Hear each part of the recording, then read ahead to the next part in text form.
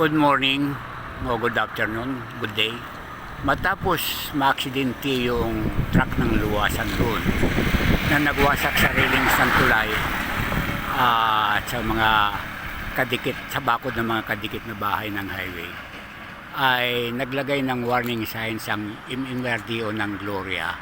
Ito dapat daw maging mabagal ng takbo bago dumating doon sa kanto dahil may eskwelahan doon, maraming tumatawid na bata, maraming nagpo-cross na sasakyan, motorsiklo.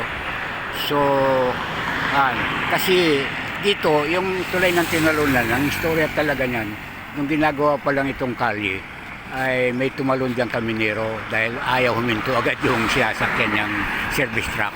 Tumalon, namatay. Kaya tulay ng Tinalunan yan. Ang nagpangalan niyan ay yung sikat na kapatas noon na si Villanueva.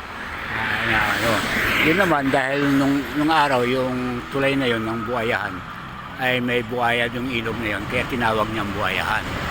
Ngayon, kaya madalas na aksidente rito. Ang ugali ng mga driver, pagbuhat dito, pagtawid ng tulay ng Tinalunan, ay pumapaspas ang pan para mayroon siyang baong bilis at makakit agad dun sa tulay ng Buhayahan. Kasi yung unang gawa ng tulay ng Buhayahan ay napakatarik. Nahirapan sila umakyat. Kaya ang dami rin na aksidente noon. Mabuti nga ngayon, nung inayos yung tulay, ginawa nilang banayad ang akyat. Pero matarik pa rin. Ang maraming na-aksidente doon, may lumipad doon na multicab, may lumipad din doon SUV nung anak ng mayor dito sa isang bayan dito. At marami pang iba.